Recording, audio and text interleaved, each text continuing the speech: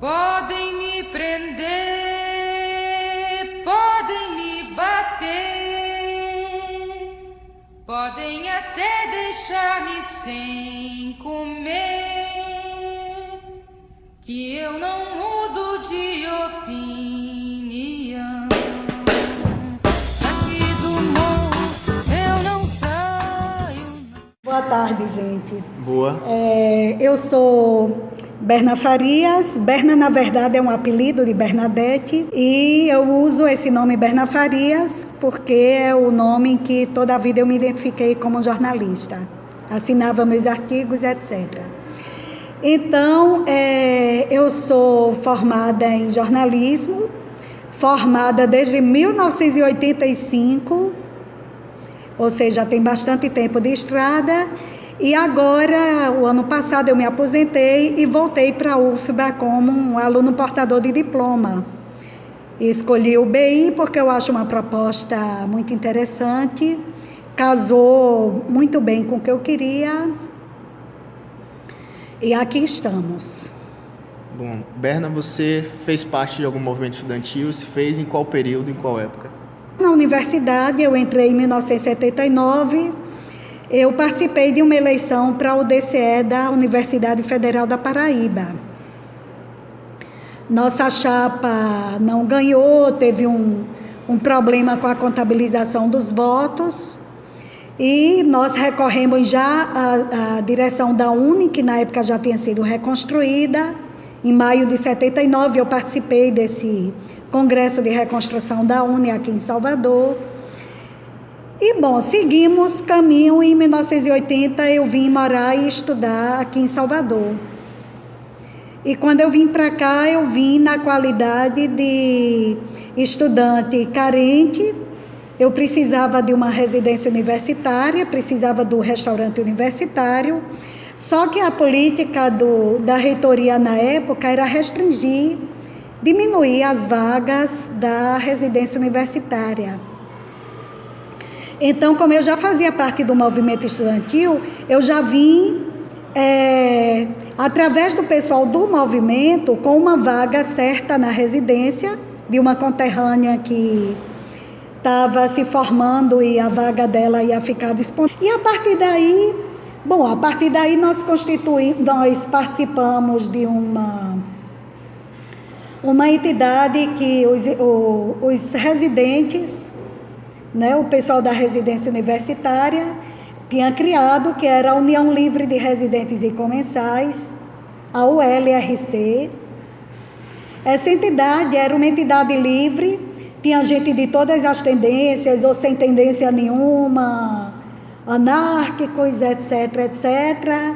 E a gente hospedava estudantes de outros lugares, a gente promovia shows, promovia exibição de filmes, exibição de peça de teatro. A gente tinha as pessoas que colaboravam com a gente para angariar recursos para comprar nossa comida, para material de limpeza, essa coisa que é necessária em restaurantes e no restaurante e nas casas, nas residências.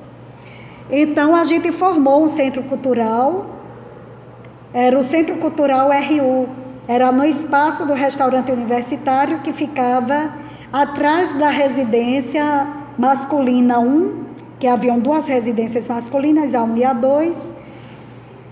Essa 1, num corredor da Vitória, na área atrás ficava o restaurante universitário. Nesse espaço, à noite, ele era transformado em centro cultural.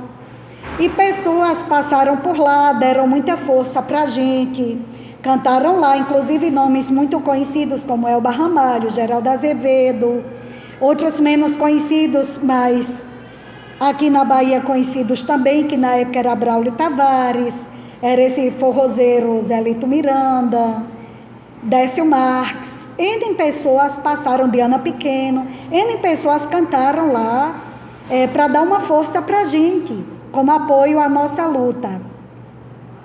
Então, a gente tinha um movimento forte, inclusive de cineclube. Nós tínhamos o cineclube, esse cineclube central que funcionava no RU, teve ramificações, algumas escolas como o Instituto de Letras, Politécnica, teve pessoas que iam para esses locais para fazer a exibição de filmes. Inclusive, eu era uma das pessoas que fazia as exibições também. A gente fazia em outras entidades, como o Clube de Engenharia e tudo mais. Então, a gente teve uma luta muito forte, e isso incomodou muito a reitoria, porque eles viram que a gente tinha se fortalecido e tinha se constituído numa entidade de força. Então, o que é que aconteceu? Eles começaram a fazer cada vez mais pressão, inclusive alguns de nós éramos seguidos, às vezes, por policiais federais, que a gente sabia que era o pessoal da Polícia Federal, que a reitoria acionou a Polícia Federal para auxiliar nesse controle sobre nós, sobre os estudantes, que a reitoria estava perdendo. Então, a gente era seguido, às vezes, na rua, a gente era interpelado, ameaçado veladamente por algumas pessoas. Era época de final de ditadura ainda, a gente estava na época de abertura, mas a redemocratização propriamente dita não tinha ainda acontecido. Então, o que é que as pressões em cima da gente? Além dessas atitudes, né, de pessoas ligadas ao controle, né, a Polícia Federal e tudo mais, teve documento que chegou da Assessoria de Segurança e Informação do governo militar, fazendo uma relação de nomes de estudantes que estavam subvertendo a ordem e tudo mais, iriam sofrer sanções. Um desses nomes era o meu. Bom, enfim, nós levamos essa luta adiante, mas em abril de 1981, nós sofremos um revés, que foi na Semana Santa, quando a cidade fica naturalmente bem mais vazia.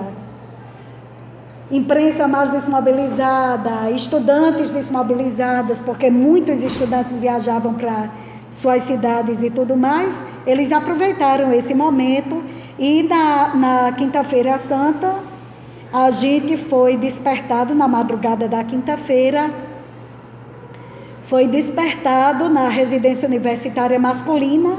Eu morava na feminina, mas eu tinha um namorado na masculina e frequentemente eu dormia lá. E lá era o centro de luta, então as pessoas mais engajadas ficavam sediadas, propriamente dito, lá, né? Não era só uma questão, porque meu namorado estava lá, é porque eu era atuante. Então, nós fomos despertados com metralhadora encostada na cabeça, tal, não sei o que, essa amenidade toda. E o que é que tem acontecido? Isso umas 4 e pouco da manhã, o que é que tinha acontecido? A Polícia Civil tinha bloqueado a rua e a Polícia Federal, que era a única que poderia entrar no espaço federal, que era da reitoria, como era a residência universitária, a Polícia Federal ocupou todos os corredores e saídas da casa, bloqueou tudo e foi despertando, invadindo quarto a quarto e despertando todo mundo e fichando, encaminhando cada um para ser fichado, pegando arbitrariamente os pertences dos moradores da residência, jogando dentro de um saco. Cada pertence de uma pessoa era jogada dentro de um saco e esse saco era jogado dentro de um caminhão. Foi um processo muito traumático, muito humilhante para quem morava lá, porque teve sua vida tratada a pontapé, né? Não só a cano de arma, mas a pontapé. Sua entrevista. Sim. Dentre os movimentos estudantil do que nós temos pesquisado hoje, a gente tem visto que os movimentos estudantil ele não tem mais um caráter meio que unificado, mas sim que ele tem vários movimentos dentro de um único movimento. Ou seja, a representação não é somente de uma única luta, mas sim de várias lutas e de pequenos grupos que se formam para ter focos diferentes. Nessa época, durante o período de ditadura e de toda essa repressão que os estudantes vinham sofrendo, a falta de assistência e a não garantia dos direitos previstos, existia meio que esses duplos movimentos dentro de um único movimento? existiam as várias tendências. E embora a nossa luta tivesse um foco único, principal, que era pela redemocratização, direta já, a anistia ampla, geral e restrita que a gente tinha defendido, já era uma bandeira passada, porque em 79 foi concedida a anistia, então a nossa luta era pela redemocratização plena. Apesar da gente ter esse foco, existiam várias tendências, uma trotskista, outra stalinista, outra revisionista, outra leninista, enfim, eram muitas as correntes ideológicas, e algumas dessas facções não é bem o termo, algumas dessas tendências, digamos assim, eram ligadas a partidos políticos constituídos, alguns ainda ilegais, como era o caso do Partido Comunista do Brasil e Partidão, o Partido Comunista Brasileiro. E tinha, claro, as divergências. Por exemplo, as pessoas do Partido Comunista do Brasil, PCdoB, que era a tendência mais numerosa, e que inclusive tinha a presidência do DCE, tinha vários DAs, diretórios acadêmicos, eles tinham a presidência de vários DAs e do DCE.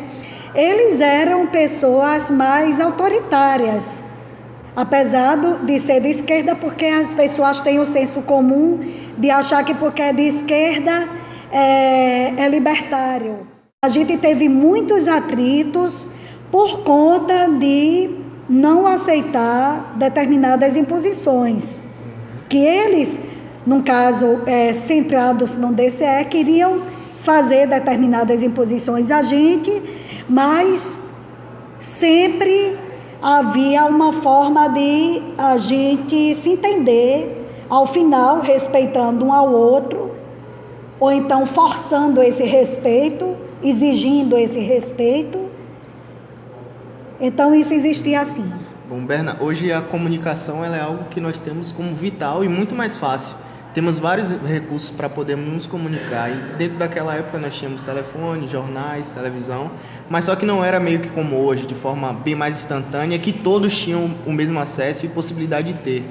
Como que vocês conseguiam se comunicar um com o outro para se organizar dentro desses movimentos, enganjar essa luta? Era difícil porque a coisa era muito mais presencial, a gente tinha que ir para as reuniões, tinha que ir para as assembleias, isso quem quisesse ficar a par da situação, quem estava mais engajado, os meios da gente eram precários, era aquela coisa, faixas, cartazes, etc., a gente produzia, a gente não tinha esses meios que a gente tem hoje, mas a gente conseguia sim. E a gente fazia muitas ações, a gente fazia, por exemplo, almoço nas escadarias da reitoria da Universidade Federal, para protestar contra a qualidade da comida do restaurante. A gente fazia passeata teve uma passeata que ficou famosa, que foi muito numerosa mesmo, era assim, tipo juntar 800 mil e tantos estudantes, batendo bandeja, levamos as bandejas vazias, e isso chamou muito na época a atenção da opinião pública, né?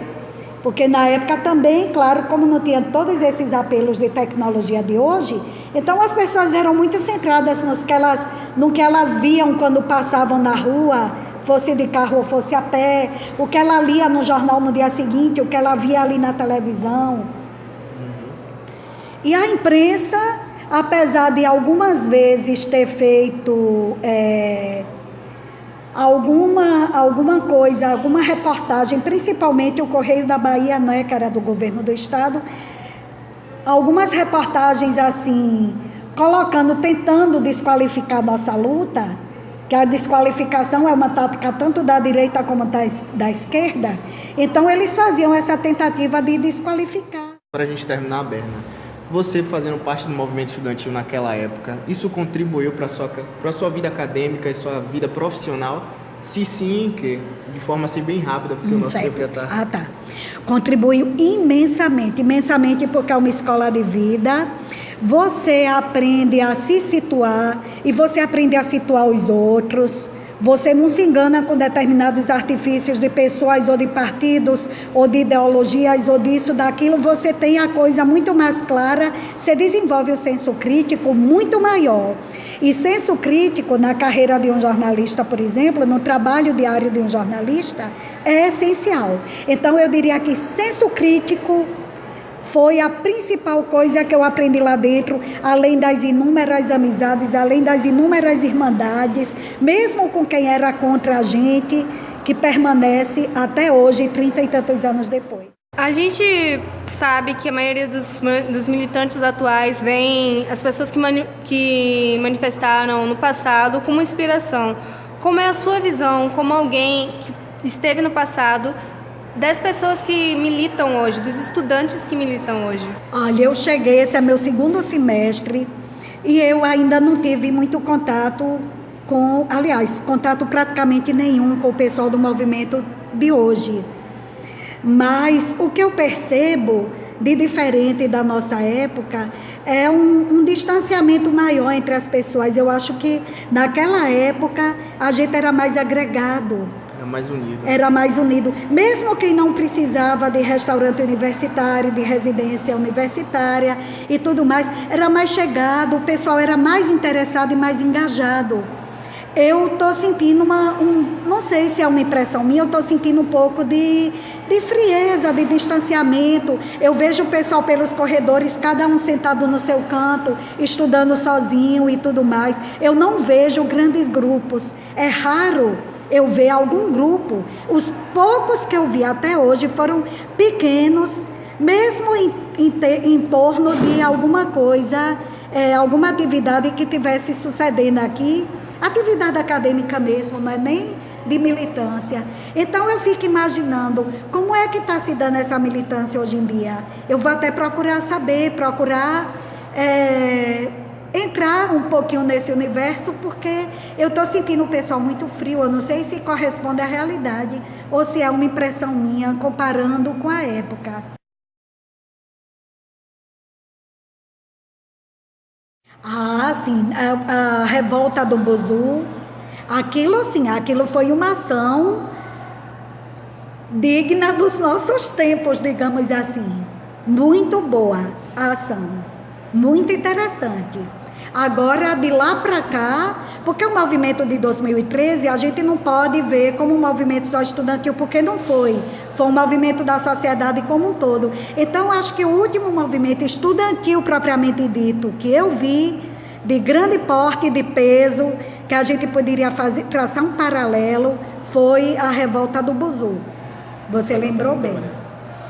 Tem que ser bem rápido mesmo. Berna, você acha que o foco dos estudantes de hoje houve uma grande mudança do foco de antes com o foco de hoje?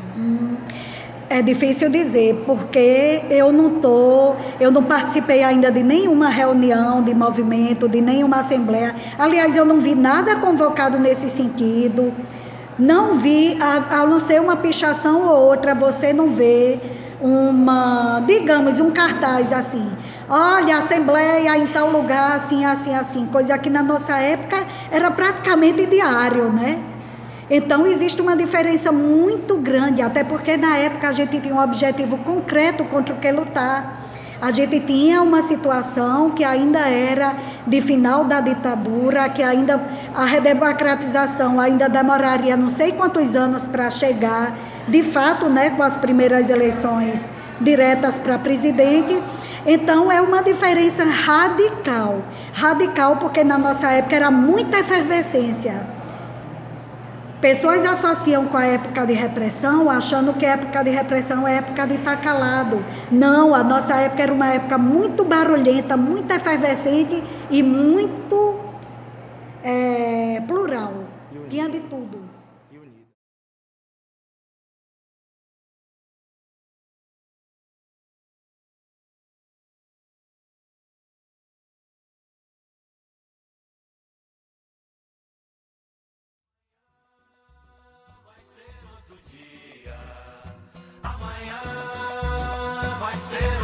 dia. Amanhã vai ser outro dia. Hoje você é quem manda, falou, tá falado, não tem discussão. Bom, estamos aqui com o Alex e ele vai começar falando um pouco sobre ele. Meu nome é Alex Oliveira Silva, sou estudante do curso de Direito aqui na Universidade Federal da Bahia. Moro no bairro do Alto das Pombas, é um bairro muito vizinho ao campus.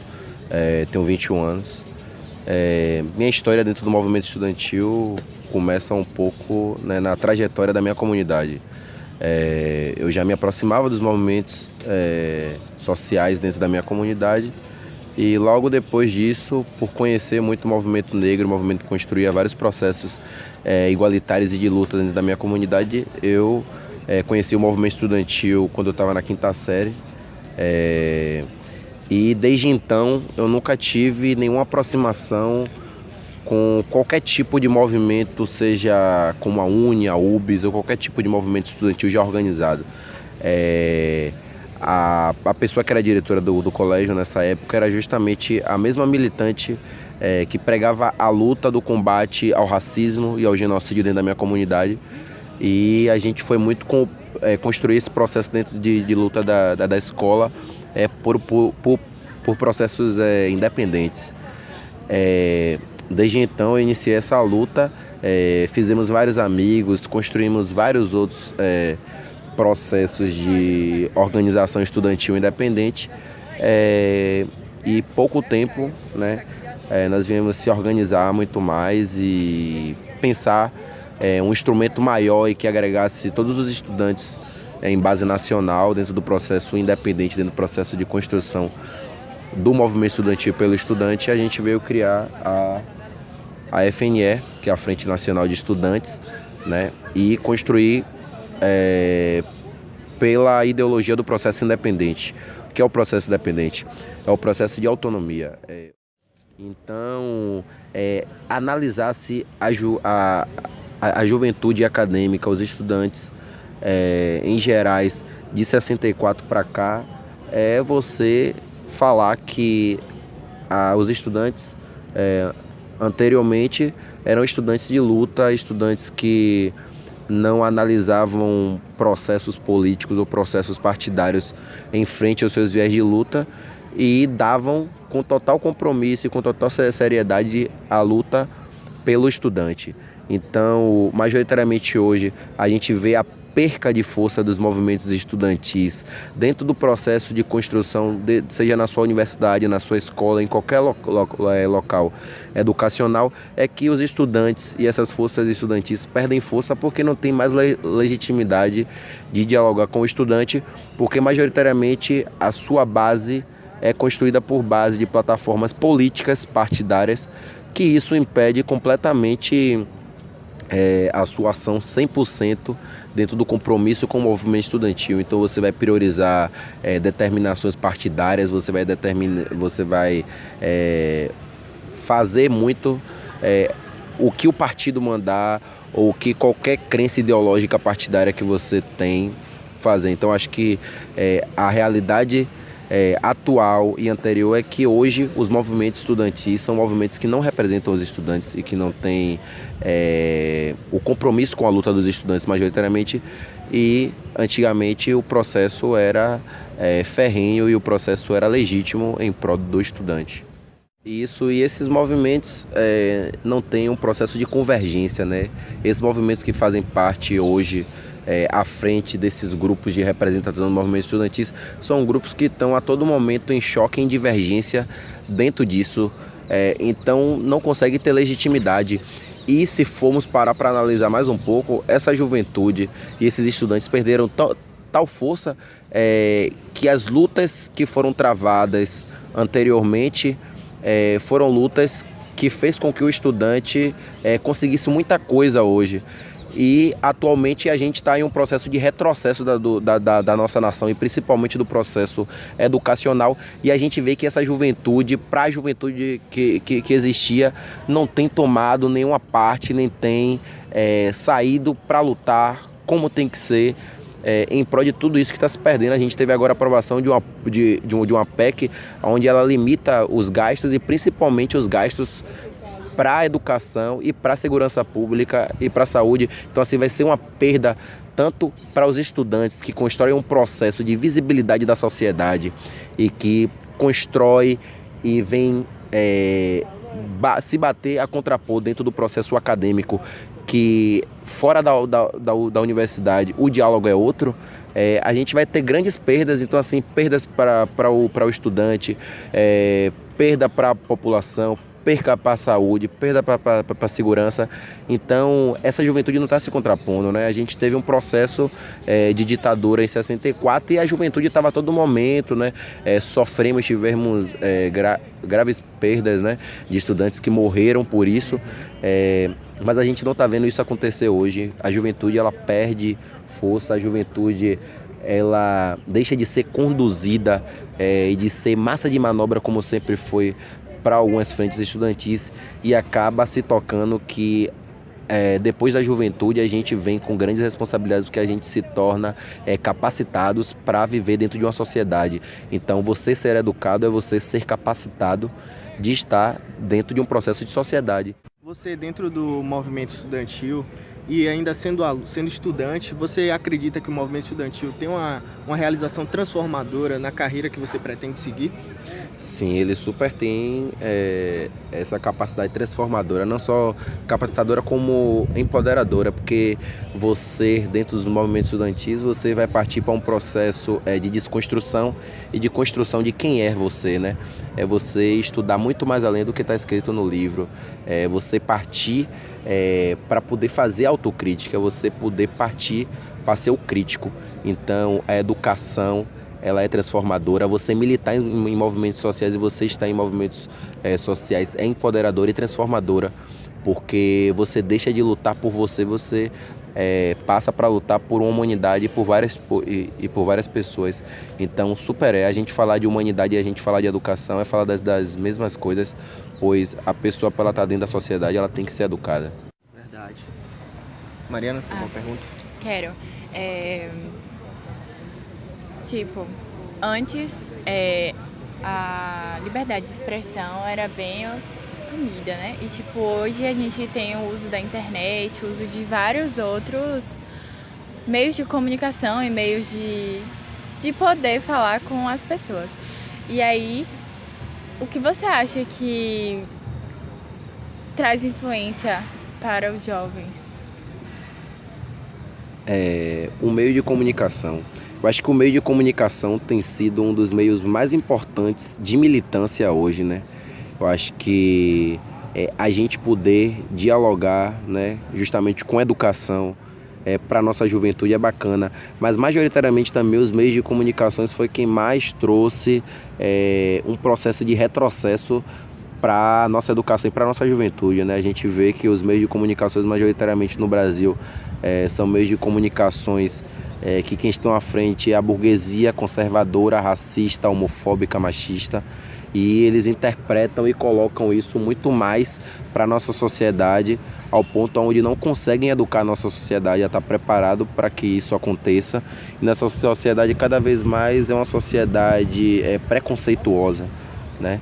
Então assim, a mídia hoje, os veículos de imprensa têm tomado muito conta da sociedade e tem falado muito pouco a verdade, né? Então, tem sido ruim e tem sido bom ao mesmo tempo os meios de comunicação, onde a gente também consegue muito mais se educar pelos meios de comunicação. Os meios de comunicações cada vez mais chega para a sociedade como um todo, né? Tanto pobres como ricos, como classe média, A, B e C, hoje tem um meio de comunicação. Então, os meios de comunicação têm sido muito importantes, né? E tem ajudado muito de todas as maneiras, tanto para o lado social, educativo, cultural principalmente. Mas você acha que tem, tipo, diminuído a quantidade de pessoas por causa que, tipo, hoje muita gente faz o uso da internet para falar sobre os movimentos, sobre passeata, sobre as... Sim, para se manifestar Isso, também, para né? as O meio de comunicação manifestações. tem sido... eu acho que a questão que você queria tocar é justamente se tem sido importante, se tem aumentado a capacidade de mobilização dos movimentos sociais com o grande meio de comunicação que está se existindo. Sim, eu acho que tem pra caramba, né? Eu acho que se a gente for fazer uma análise disso, de como os meios de comunicação foram importantes, a gente pode analisar 2013, nas grandes manifestações, quando estávamos chamando, inclusive eu participei do processo de organização das manifestações, inclusive a gente mobilizava pelo meio de comunicação e a gente em 5 minutos, 10 minutos a gente mobilizava marcando um ato, como a gente tinha marcado o do Campo Grande até a Arena Fonte Nova, em quase 10 minutos a gente já estava com 50 mil confirmações, a galera se mobilizando pra caramba, né? Ali os veículos de comunicação estavam chegando pra caramba pra gente, né? Telefone celular, smartphone, iPhone, e estava aumentando muito grande, e isso tem sido aproveitoso para assim os meios de militância. A comunicação tem sido, né, inclusive uma ferramenta, uma arma muito grande de diálogo com as populações, né, para um pensamento e um debate crítico de várias coisas. Você mostrou a sua opinião sobre a evolução dos meios de comunicação e das militâncias atuais, mas tem algo nas militâncias antigas que te inspira realmente, que te dá vontade de trazer de volta? Eu acho que a população e os meios de luta anteriores foram meios de luta radical, né? Eu acho que radical porque a gente saiu agora de uma de grandes processos, né? Como a ditadura militar, como a escravidão. Então a gente tem visto que no Brasil, majoritariamente, a gente só tem conquistado as coisas lutando. E lutando, sendo desobediente, sendo crítico, sendo radical. Então eu acho que da mesma forma que a gente lutou contra o preconceito, aqui tem lutado, da forma que a gente lutou contra a ditadura, contra o racismo e contra a escravidão, a gente tem que lutar atualmente. Então acho que o que a juventude precisa e que os estudantes precisam hoje é se radicalizar, ser desobediente, porque só assim a gente consegue conquistar e só assim a gente vai mudar a conjuntura do nosso país e transformar os estudantes na melhor arma de precisão que o Brasil deve ter, que é a educação e a luta em prol de toda a sociedade.